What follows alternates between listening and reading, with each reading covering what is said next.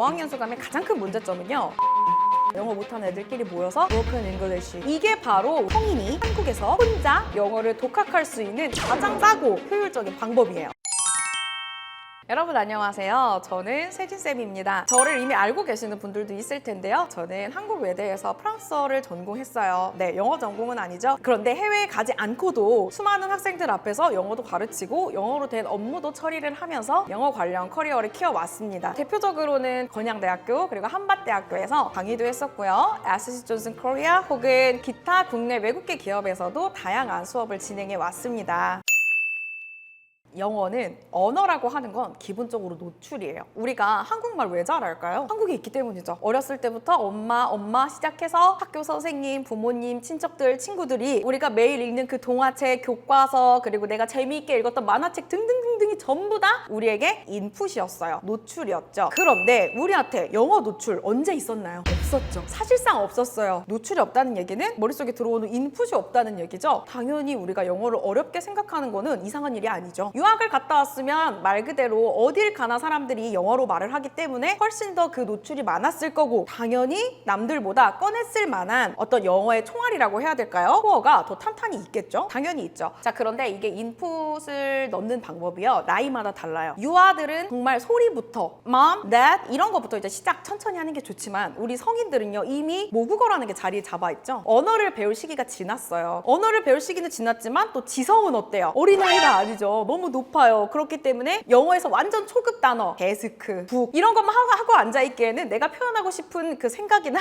어떤 문장들이 굉장히 고차원적이에요. 자, 그렇기 때문에 이 성인 영어는요 조금 특별하게 하지만 간단하게 접근할 수 있습니다. 일단은 영어라고 하는 거는요, 우리가 뭐를 알아야 돼요? 가장 기본 단어를 알아야 되죠. 그런데 우리가 이 단어는 학창시절 때 안 외운 사람 진짜 없어요. 단어 딸딸딸 외우느라고 우선순위 영단 안 써본 사람 여기 있어요? 없을 거예요. 그런데 왜 한국 학생들은 오히려 토익이나 이런 토플 시험을 볼 때 이 리딩이 조금만 길어지면 굉장히 어려워하거든요. 그게 왜 그러냐면, 우리가 학창 시절에서의 영어는요 단어 외우기예요. 단어도 어떻게 외우냐면 자기만의 발음으로 외워.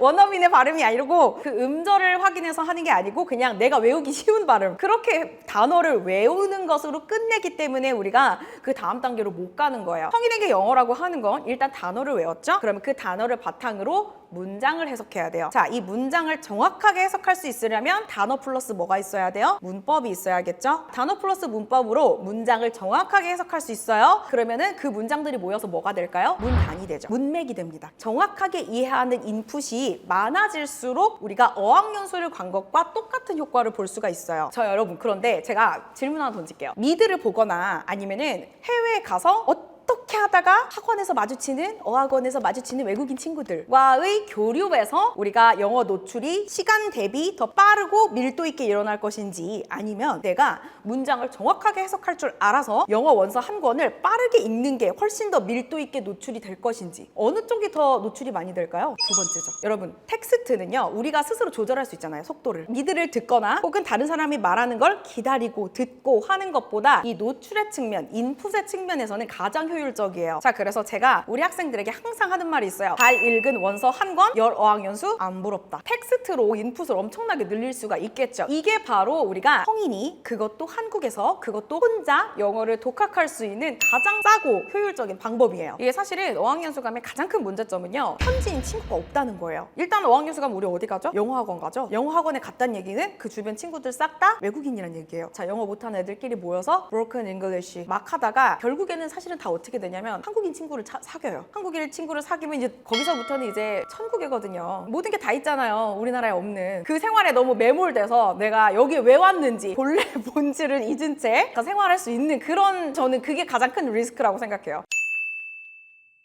이게 한국어 책도 우리가 너무 문학적이면 그 말 못 알아듣잖아요. 너무 그 미국 문화만의 어떤 것들이거나 아니면은 법 쪽의 얘기거나 의료계 얘기거나 이러면 우리가 그 단어 알아듣기가 힘들겠죠. 그렇기 때문에 저는요 약간 통속 소설을 추천하는 편이에요. 그러니까 우리 실생활에서 충분히 일어날 만한데 약간 스토리가 좀 막장인가 싶을, 다시 말해서 문체도 쉬우면서 이게 우리가 일상생활에서 굉장히 많이 사용할 수 있는 표현들이 스토리로 돼 있기 때문에 우리가 그거를 따로따로 표현으로 외우는 것보다 훨씬 더 효과적으로 암기를 할 수가 있겠죠. 전 그래서 제가 이제 학생들에게 추천드리는 게 뭐냐면 원서까지도 갈 필요 없고 있고, 일단 첫 번째 Dear Abby. 제가 정말 이걸로 영어를 다 공부했다고 해도 과언이 아니에요. Dear Abby라는 애비 선생님이 쓴 칼럼이 있는데 우리 실생활에서 일어나는 정말 그 구질구질한 얘기들 있잖아요. 예를 들면 뭐 남자친구가 너무 더치페이를 요구한다, 뭐 이런 것들을 전부 다 영어로 써놨고, 그 영어가 굉장히 정확하고 플레인한 그런 잉글리시이기 때문에 제가 이 Dear Abby 읽는 거 일단 추천드리고요. 두 번째로는 한국어 작가들이 쓴 영어 소설이 있어요. 자, 그러면 그걸 읽으면은 거기에서 난파 간첩, 그거 진짜 우리나라에만 있는 말이잖아요. 후배를 챙기다, 전세 살다, 뭐 독박 육아하다, 이런 표현들이 다 영어로 번역이 되어 있어요. 그렇기 때문에 이걸 읽으면 너무나 우리 실생활 일이기 때문에 이거 진짜 기억에 잘 남는다라는 생각을 누구나 다 할 수 있거든요. 자, 그런데 이 원서가 문장의 모음이고 문맥이잖아요. 이거를 읽기 전에 다시 한번 강조하면 뭐가 있어야 돼요? 단어를 알아야 되고요. 그 단어를 문법과 합쳐서 어떻게 할 수 있어야 돼요? 문장을 해석할 수 있어야겠죠. 자, 그런데 이게 원서가 한 권 읽기가 보통 힘드냐고요. 사실은 이 초급자한테, 그쵸? 이런 분들한테는 제가 굉장히 쉽고 얇은 책을 많이 소개를 해드려요. 이 쉽고 얇은 책 중에서도 여러분들이 대중적으로 아실 만한 게 있어요. 마음을 열어주는 101가지 이야기, 뭐 101가지 호러 스토리, 이런 것들이 이제 100일이라고 치면은 아마존 킨들에 쭈루룩 뜨거든요. 책 한 권에 스토리가 몇 개가 있는 거예요? 101개의 스토리가 있는 거예요. 하루에 한 에피소드 해봤자 몇 장이 되겠어요? 한 두세 장 되나? 그렇게 해서 꾸준히 리딩을 채워나가는 것도 굉장히 좋은 방법이에요. 자, 그리고 책을 한 번만 읽으면 너무 아쉽잖아요. 그래서 이제 제가 추천드리는 게 있어요. 우리가 대부분 아마존 킨들에서 원서를 읽으실 거예요. 접근하기가 쉬우니까 이 한 번 읽은 원서를 똑같은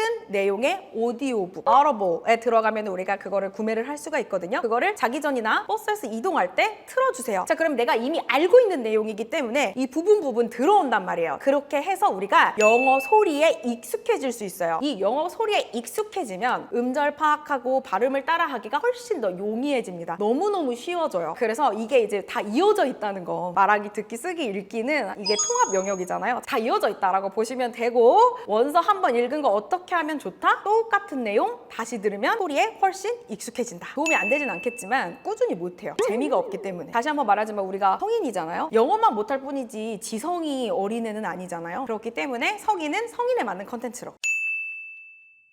우리가 지금까지 인풋에 대해서 이야기를 했잖아요. 그래서 이렇게 인풋을 막 했으면 이게 인풋이 그대로 다 스피킹으로 나오는 게 아니겠죠. 이게 통상적인 정말 보통 사람의 비율로, 물론 더 잘하는 사람이 있고 아니면 조금 더 못하는 사람이 있겠지만, 평균적으로 내가 해석할 수 있는 것, 알아들을 수 있는 것, 받아들일 수 있는 것의 20%를 우리가 말을 할 수 있습니다. 그러니까 인풋을 많이 일단 늘리면 늘릴수록 어떨까요? 할 수 있는 표현이 그 비율적으로 많아지겠죠. 자, 그런데 또 무작정 리딩, 읽기만 한다고 스피킹이 저절로 줄줄 나오는 것도 아니에요. 이 스피킹은 또 하나의 기술이기 때문에 나름의 어떤 연습이 필요합니다. 자, 그래서 저는 학생들에게 두 가지를 줘요. 첫 번째는 한국말이랑 똑같이 매칭이 되는, 즉 다시 말해서 1대1로 해석이 똑같이 되는 영어들이 있어요. 자, 그런 건 굉장히 쉽거든요. 자, 예를 들면 물을 마시다, drink some water, 이런 거는 그냥 한국어랑 똑같이 맞아떨어지잖아요. 너무너무 쉽죠. 이렇게 1대1 매칭이 되는 거는 사실은 우리가 읽기만으로도, 인풋으로 받아들인 것만으로도 말할 수가 있어요. 자, 그런데 우리가 말을 못하는 부분이, 어려워하는 부분이 무엇이냐면 이 영어랑 한국어가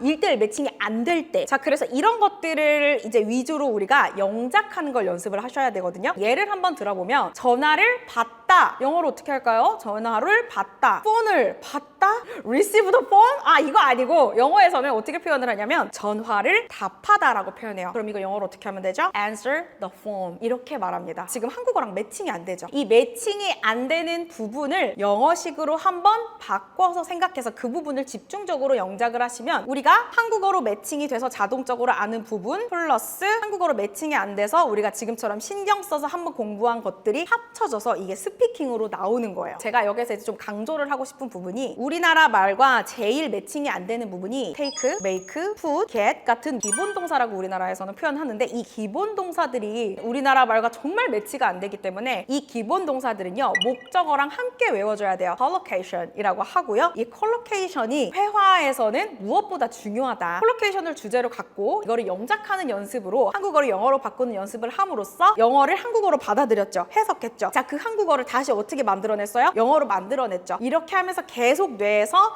서로 통역, translation이 됩니다. 자, 그러면서 이 중간에 교집합이 생겨요. 이게 바로 우리가 외국어의 뇌라고 부르는 바로 그 부분이에요. 그렇기 때문에 스피킹에서 가장 중요한 건 첫 번째 뭐다? 스피킹을 만들려면 일단 재료가 있어야겠죠? 인풋을 쌓는다. 그리고 두 번째, 스피킹 연습. 한글 문장 있으면 영어로 만들어내는 연습하되 두 가지로 나눠서 생각한다. 첫 번째는 한국어랑 똑같이 매칭되는 부분. 그런 부분은 그냥 쉽게 보내주세요. 우리가 집중해야 될 부분은 무슨 부분이다? 기본 동사를 주축으로 한 한국어와 매칭이 안 되는 그 부분. 이 부분을 신경 써서 스피킹 연습해 주시면 되겠습니다. 여러분들이 취업 시장이나 아니면은 나중에 어떤 곳을 가셔도 영어 능통자, 영어를 할 줄 안다는 건요, 여러분들의 인생의 안전벨트예요. 그렇기 때문에 일단은 영어는 무조건 하면 좋은 거예요. 심지어 여러분들이 어떤 가려고 하는 목표, 그리고 여러분들이 가고 싶은 회사, 심지어 영어를 필요로 하지 않는다고 해도 여러분들이 영어 능통자라는 타이틀을 가지고 있으면 안전벨트예요. 훨씬 더 유리한 조건을 차지할 수 있습니다. 그렇기 때문에 저는 여러분들이 반드시 영어를 공부하셨으면 좋겠고요. 제가 그거를 그래서 우리 학생들한테는 영어 수저라고 말을 해요. 내가 그거 진짜 물려드리고 싶다. 영어. 사실은 저도 국내에서 공부하면서 미국에서 내가 1년 살다 오면 2년 살다 오면 이렇게까지 힘들게 안 해도 되는 거 아닌가라는 생각을 굉장히 많이 했는데요. 오히려 그런 시간이 지나고 지금 이렇게 여러분들과 만나는 자리가 돼서 지금이 돼서 생각을 하니까 내가 정말 효율적이고 싸고 가성비 좋게 독학을 하지 않았나 싶습니다. 어렵지 않으니까 우리 학생들도 포기하지 마시고 차근차근 제가 말한 방법대로 하시면 여러분들이 원하는 만큼의 영어 수준은 반드시 가지실 수 있을 거예요.